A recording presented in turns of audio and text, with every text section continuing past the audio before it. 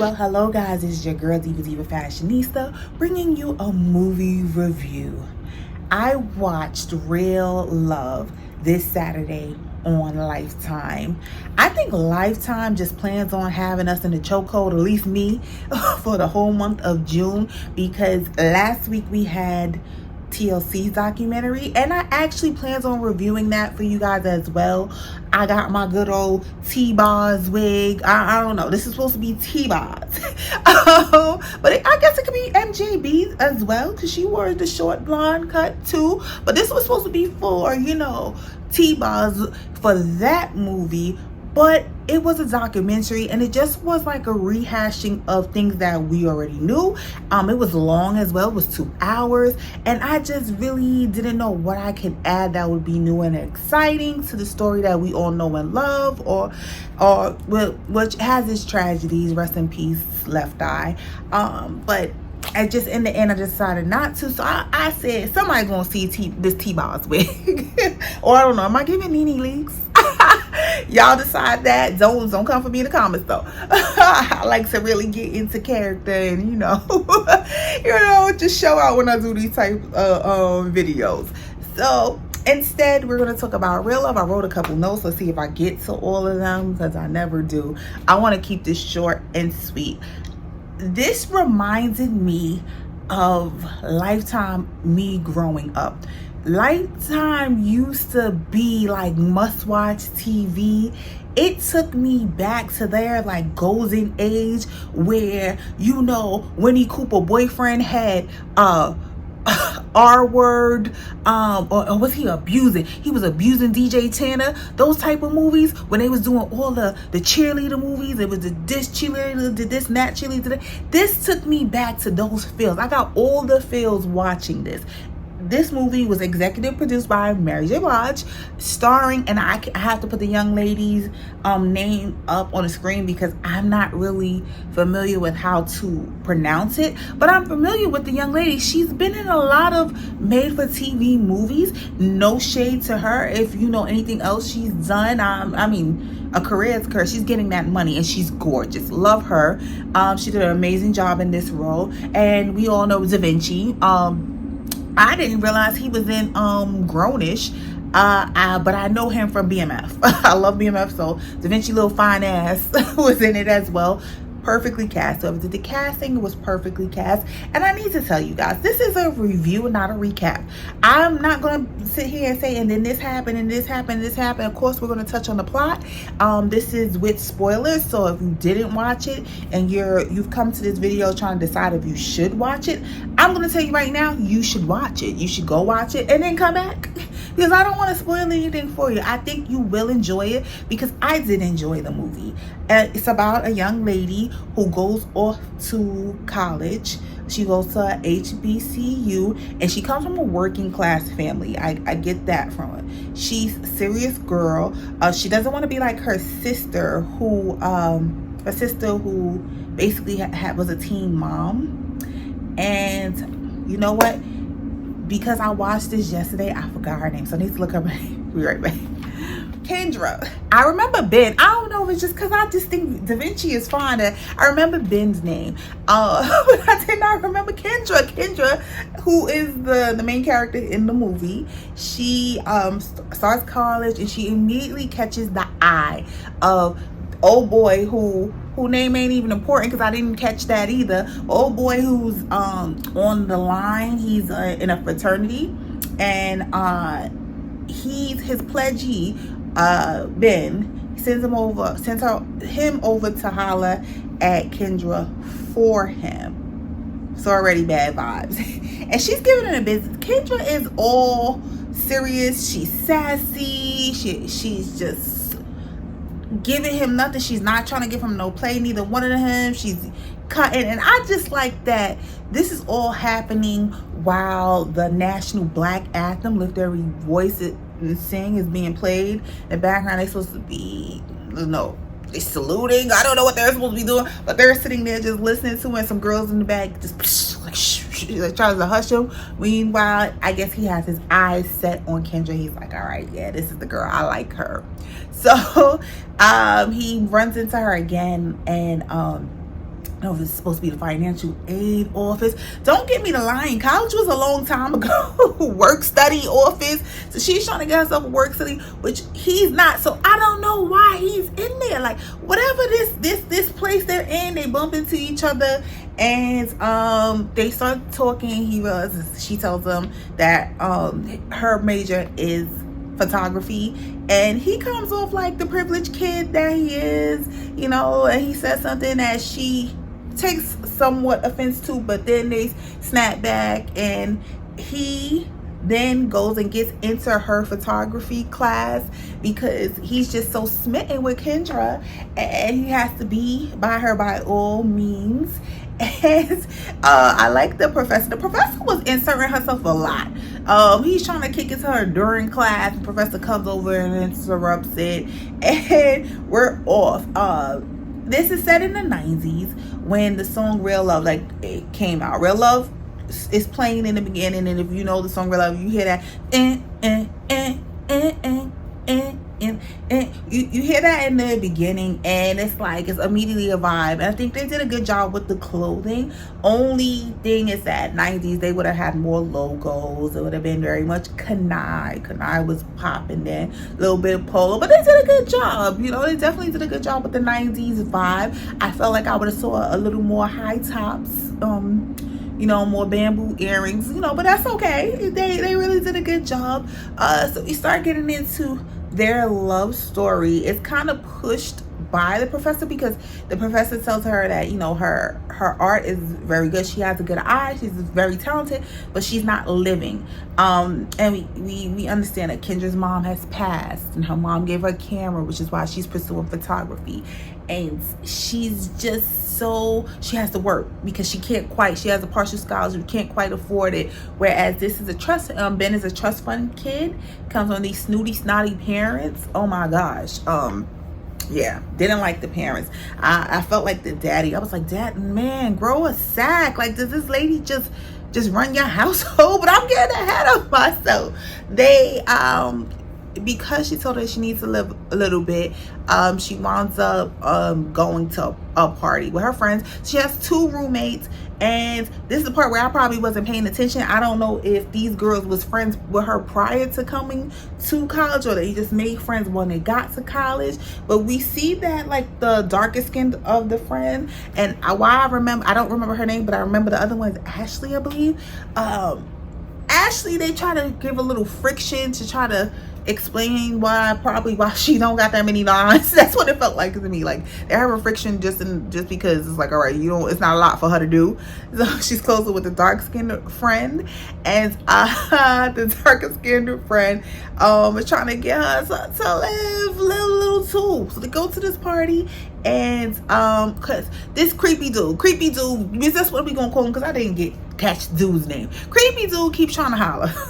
Creepy dude tries to holler, but she's already kind of there with Ben. Ben is her kind of her guy, even though they're still just friends. And what I thought was cute is cops come, break up the party, and they go and hide together, and she kisses him. So she's letting you know she's assertive, even though he's trying to holler. It's gonna be her way or no way. She's not letting nothing go down that she don't want to go down. So I thought that was cute. Couple cute moments in the movie. Ben teaches her how to drive, and of course we have to have, besides creepy, we have to have a antagonist. So it's introduced in the form of this Connie girl, which Connie, the backstory in Connie is that she's another, trust fund baby, and she's kind of grew up with Ben, so they have history, and the mom would want the 2 of them to be together, but Ben is giving us he not really feeling her vibes, but they wind up hooking up anyway, because Kendra breaks up with Ben because she feels like Ben is a distraction. She's cutting class for Ben. She's she missed an exam after they went to a step show. She's just being irresponsible, and she's putting it all on him. She loses her virginity to Ben as well. And I remember one of the things that I was thinking about, and it came to me when I was watching the scene between when they go to lunch. They call it a gala, but it looks like a luncheon to me. I think that was a little bit of a plot hole, because I'm like, what gala? This is lunch. this is like the the country club, and like, here's my new girlfriend. You know, here she is, and the mom rejects her and tries to wave her off, you know, pretty much. I remember thinking like how the mom is going so hard to make Kendra feel uncomfortable, to make her feel out of place. She's pushing Connie onto her son, and I'm just like, you don't gotta go that hard. Usually when you voice your opposition, you make the person look more appealing. If she just would have played it cool, you could even have been just nice. Relationships run their course anyway, and as we see, that's going to happen. We still do the meddling, bring Connie to the Thanksgiving and things like that. That still would have worked in your favor, but you just didn't need to be rude to the child. And I don't understand what they think about when they do that. Like, if she's still a child, you know, even if she's 18, 19, she's a child. If somebody's child came to meet me, one of my sons or even my daughters, I'm not going to be mean to them. That's somebody's child. I don't get that logic, or I'm just going to be mean and disgusting. Most of these relationships run their course anyway, and how many people are actually with their first anyway? Okay, so all of that was just unnecessary. So yeah, they want to be together, break up. She breaks up with him because she feels like he's distracting her. And I'm watching this movie and I'm enjoying it, but what I'm thinking is, we're calling it Real Love, right? This don't sound like the song. This is not what the song was about. If I remember the lyrics, because I was a child myself when the song came out, so I don't know the lyrics verbatim how they really supposed to go. I probably get some lyrics incorrectly, but what I got was that from the song was that Mary J Blige likes this guy and he's really not into her, because at some point he said, you know, she's searching for her love. She's been high and low and around the world, and still she ain't found the one. And he's like, when I told you how I felt when you said I'm not the one, Ben never told her. Ben is telling her she's the one, that he wants to be with her. He's all in, but she keeps pushing him away. She's not serious.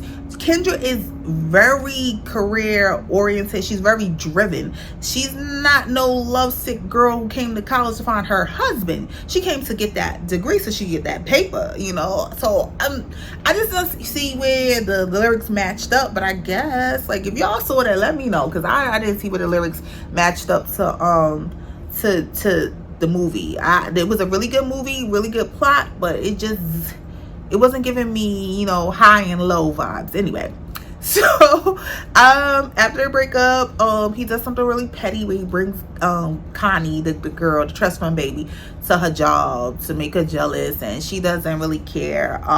She's just like, whatever. What really happens in the major event in the movie is creepy dude.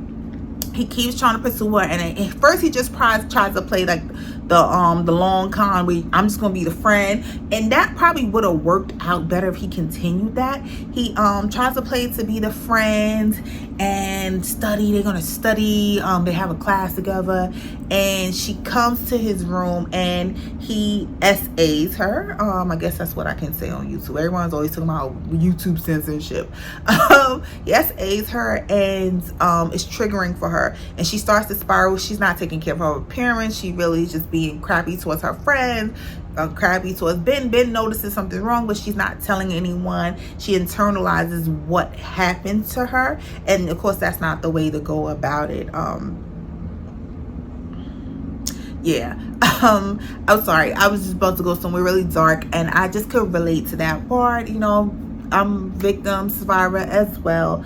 So her just not talking about it, I think the best part is to talk about it, is to do something about it, to just feel like you're gonna just go about your life like this event didn't have any any like effect on you. It's not realistic. She gets Kendra triggered by hearing the song that was playing when it happened, and she eventually tells she attempts to unalive herself, and the darker skinned friend finds her and saves her life. Other things that happen in the movie, dad gets sick, and Ben has to takes her to go, and he's there with her during it, and they get back together, and they find out, I guess she tells him what happens, because even I definitely can relate to that, being touched a certain way. It triggers, all of it triggers. So that's one thing that I'm definitely gonna advocate for. If you're a victim of this or survivor, however you like to see yourself as, definitely talk about it. Don't let these people just go off into anonymous. You know what I'm trying to say. Let him go about his life and just be, carefree, worry-free after he's done something that you're probably never going to forget and never get over. Definitely talk about seek counsel and law enforcement, duh. When Ben finds out, he whoops old dude's ass, of course, knocks him unconscious, and they gonna press charges and all this stuff. That was kind of a subplot. That was interesting. I was like, yes, whoop old creepy dude behind. And of course he kind of gets away with it. Kendra comes into the rescue, and that was kind of like, okay, she gonna go to the hospital when they gonna know the hospital room, all that was kind of like, okay, we ain't need all that. That was like unbelievable, but still pretty good. And the parents come and they say some things, and I'm just like still looking at this dad like, oh my gosh. But the major plot is, of course, while they were on break, Connie gets pregnant. Connie been crappy, this trust fund baby. She done crappy to this girl this whole time. Just crappy, just mean and nasty, just very catty. And then of course she's on the bench crying, and she shows the letter like, oh, I'm pregnant. And we knew who baby it was, right? But I was screaming, and I saw some people on Twitter was saying the same thing, like, get a DNA. If you don't get a DNA test, you just gonna blindly believe that this is the baby, this is his baby. Like, he doesn't deny that he was sleeping with her. And again, like I said, a lot of us are not with our first. So the fact that Ben was Kendra's first, but when he says, like, it's not like he says, okay, this is my first time too. Like, he's like, okay, we can take our time. Like, boy's just out there doing any and everything. And so y'all want his break, and he's so in love with you, but that doesn't stop him from sleeping with her unprotected, gets her pregnant.